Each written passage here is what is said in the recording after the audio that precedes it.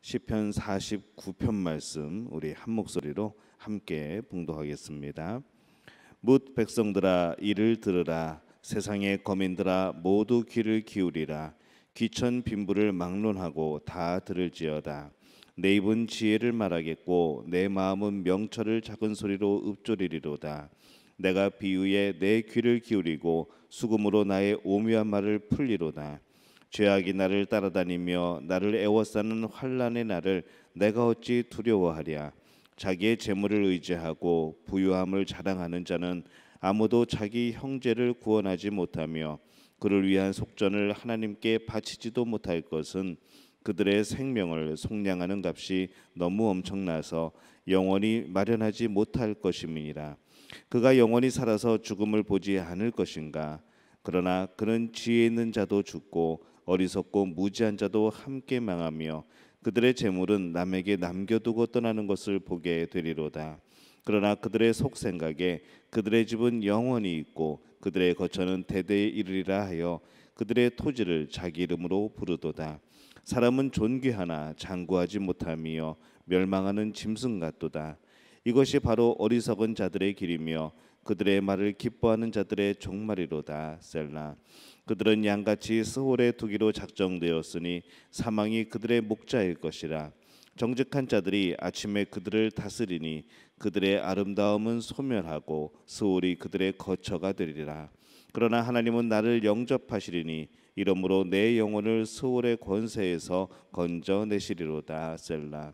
사람이 치부하여 그의 집에 영광이 더할 때에 너는 두려워하지 말지어다. 그가 죽음에 가져가는 것이 없고 그의 영광이 그를 따라 내려가지 못함이로다. 그가 비록 생시에 자기를 축하하며 스스로 좋게함으로 사람들에게 칭찬을 받을지라도 그들은 그들의 역대 조상들에게로 돌아가리니 영원히 빛을 보지 못하리로다. 존귀하나 깨달지 못하는 사람은 멸망하는 짐승 같도다. 아멘.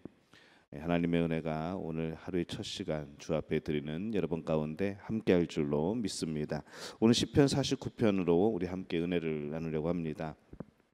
이 시편 49편은 고라 자손의 시, 또 인도자를 따라 부르는 노래 이렇게 되어 있습니다. 삶과 죽음에 대한 그런 지혜의 시입니다. 이 지혜 문학이 성경에 몇 권이 있습니다. 욥기도 그렇고 잠언, 전도서 이런 것들이 이 지혜의 문학이죠. 그래서 이 시는 오늘날 그런 상담과 같이 이 도덕적으로 또 지적으로 이 딜레마에 빠진 사람이 이 지혜 있는 사람을 찾아와서 상담을 하고 문제를 해결하려고 하게 될 때에 이 시편은 그에 대한 응답이었습니다. 이 악인의 번영은 일시적인 것이고 하나님을 의지하는 의인에게는 소망이 있다는 그런 내용이죠. 이 악인의 번성과 의인의 고난이란 문제는 옛날부터 많은 지혜자들이 고민하고 다루었던 그런 문제입니다. 시편 73편도 야삽의 시도 바로 그러한 내용을 또 담고 있습니다.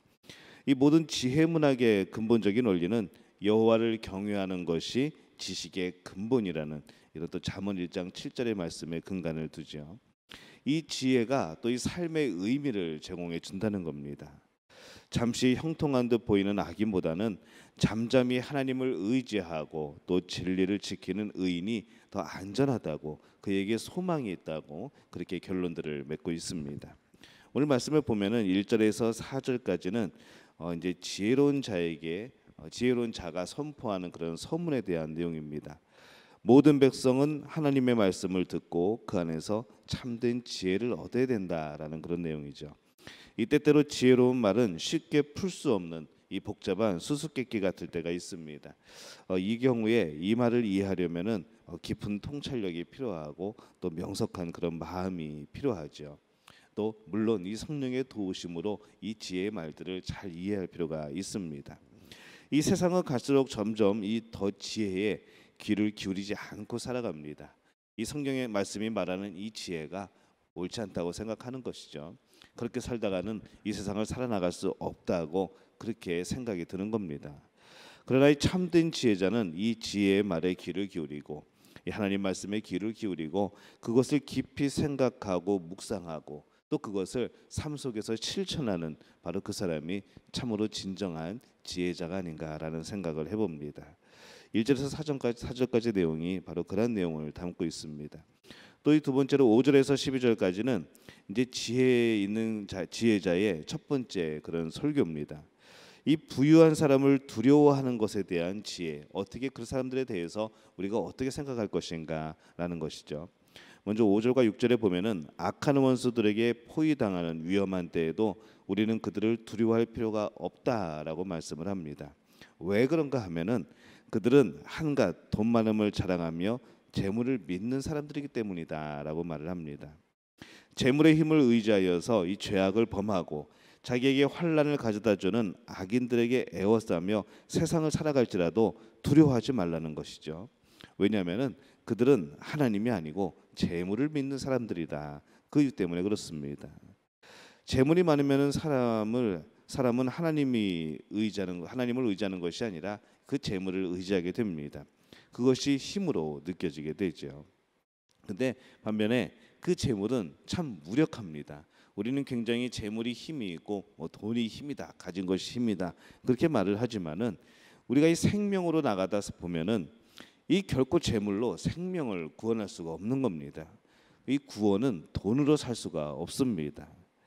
그래서 이 인간을 구원하는 일은 오직 하나님께만 달려 있습니다. 돈으로 그 구원을 얻을 수 있는 것이 아니죠. 그래서 이 세상의 재물, 이 권력을 의지하는 것보다는 우리가 이 하나님을 의지하는 것이 가장 안전하고 가장 확실하다는 것을 강조를 하고 있습니다. 또 10절에 보면은 이 재물이 참 무상하다는 것이죠. 근데 우리가 그렇게 힘이라고 생각하고 세상 사람들이 붙들고 살아가는 그 재물이 한 사람의 손에 오래 머물지 않는다는 겁니다. 곧 타인의 손으로 금방금방 넘어간다는 것이죠. 이 부자들은 이 세상에서 그들 자신을 위한 견고한 처소를 마련하기 위해서 많은 인생을 투자를 합니다. 든든한 삶의 기반을 위해서 투자를 하죠. 그러나 현실을 보면은 우리 삶의 마지막은 항상 무덤이었습니다. 그것이 우리의 영원한 처소가 되어지는 것이죠. 그래서 적어도 죽음 앞에 있어서는 사실은 모든 사람이 동등합니다. 누구나 죽는 것이죠. 이 지혜 있는 이 사람은 여기서 부자와 권세 있는 사람들은 죽음의 직면에서도 다소 유리하지 않을까라는 그런 생각들을 깨트리고 있습니다.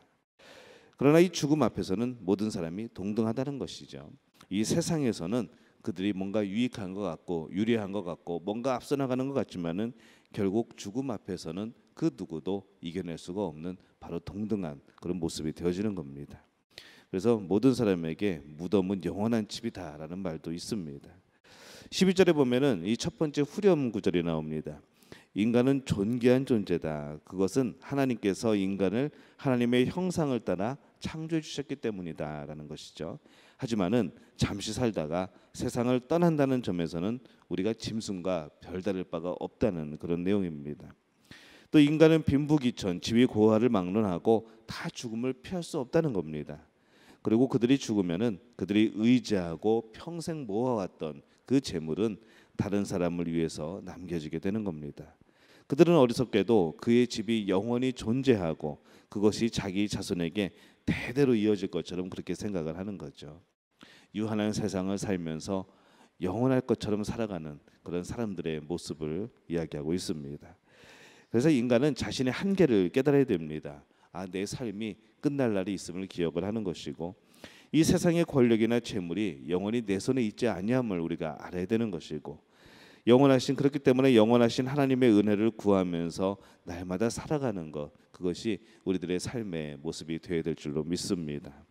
하나님은 이렇게 하나님을 의지하는 사람들을 구원해 주시고 또 영생의 길로 인도해 주시는 것이죠. 이 지혜자의 두 번째 설교가 13절에서부터 20절까지 나옵니다.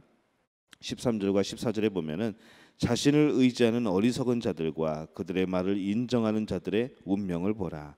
그들은 양처럼 스올로 끌려가고 죽음이 그들의 목적지가 될 것이다.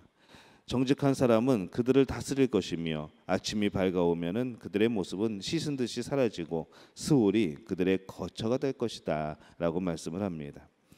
이 지혜자는 부자들의 어리석은 삶의 방식 또 그 결말을 설명을 합니다.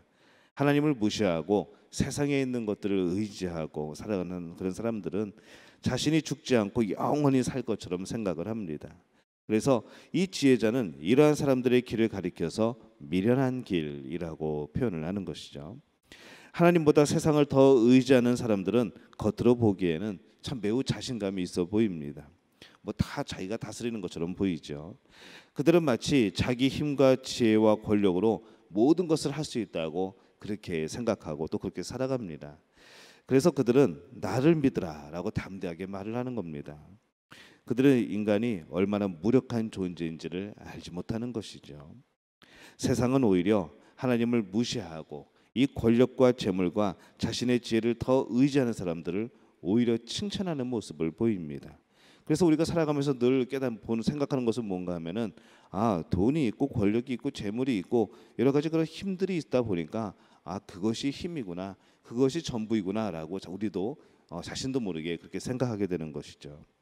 그래서 세상에서는 겸손한 사람보다는 하나님 보시기에 이런 미련한 사람들이 더 인정을 받고 더 사랑을 받게 되는 것처럼 그렇게 보이는 겁니다. 이 지혜자는 세상을 의지하는 교만한 사람들의 운명이 앞으로 어떻게 될 것인가, 이것에 대해서 말씀을 합니다.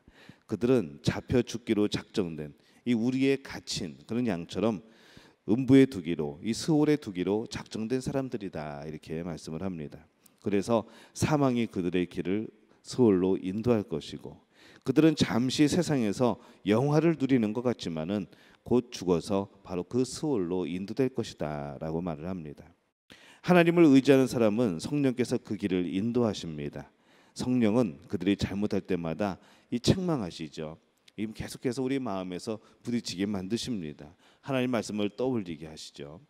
진리로 우리를 인도해 주십니다. 그 결과 우리는 영생의 길로 늘 우리의 가는 길을 수정하면서 고치면서 때로는 회개하면서 옳은 길로 우리의 발걸음을 돌이키게 되는 겁니다. 결국 그 끝은 바로 영생인 것이죠. 그러나 이 하나님을 무시하는 교만한 사람들은 그릇 행해도 잘못을 범해도 아무런 책망이나 제재가 없습니다.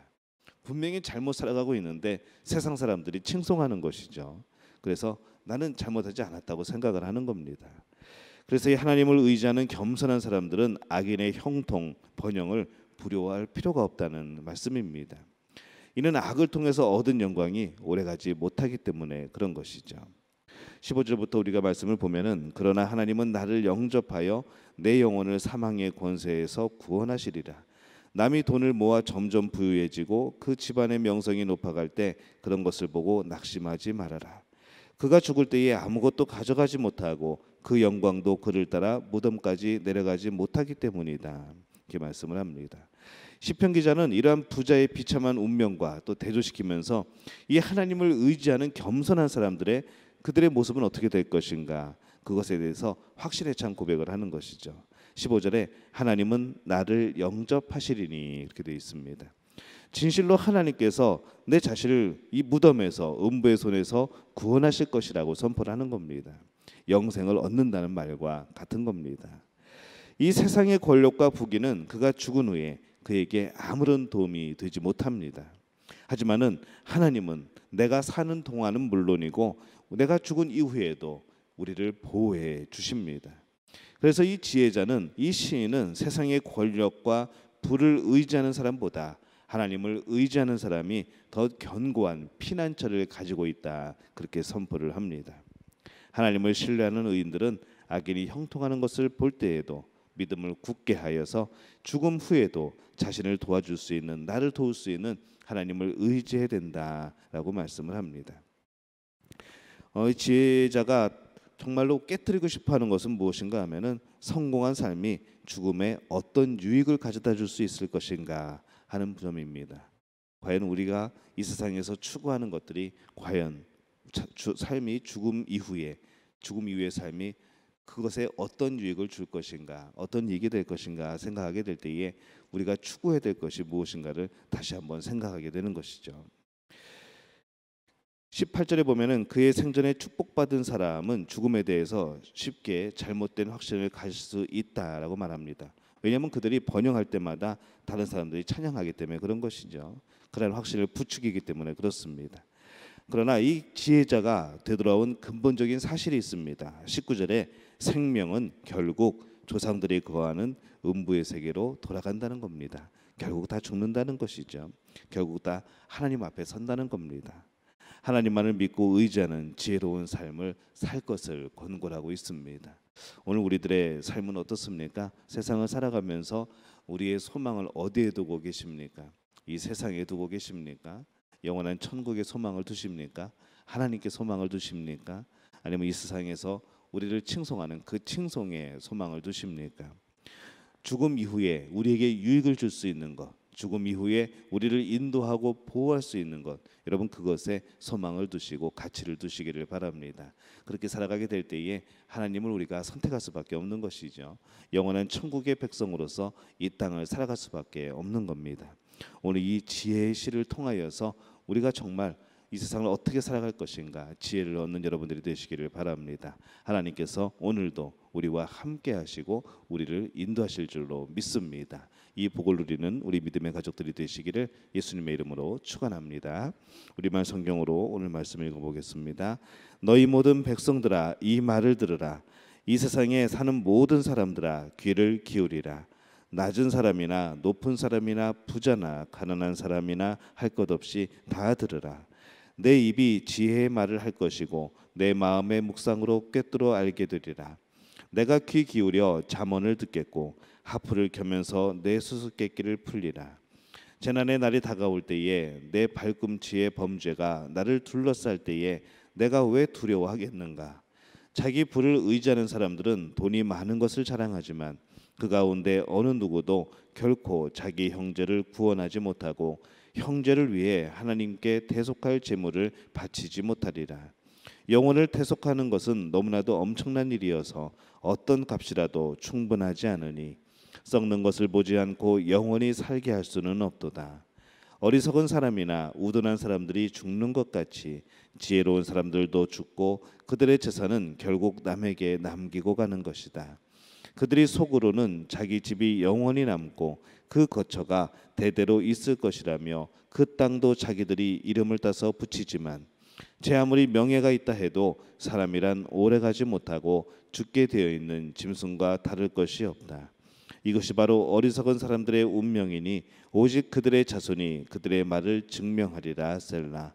그들은 양과 같이 무덤 안에 누워 있으니 죽음이 그들을 다스리리라.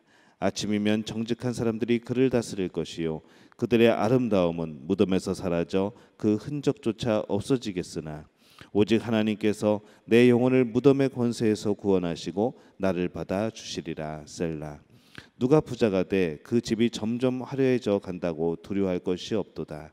죽을 때는 아무것도 가져가지 못하고 그 화려함이 그를 따라 내려가지 못하리라.